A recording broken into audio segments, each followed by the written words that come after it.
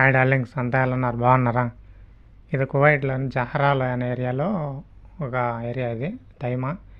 ఇది ఎట్లా అంటే ఇక్కడ కువైటీలు కాకుండా బయట దేశస్తులు ఉంటారు, వీళ్ళకి సొంత ఇళ్ళు ఉండవు. అందుకని వీళ్ళు రేకుల ఇళ్ళల్లో ఉంటారు.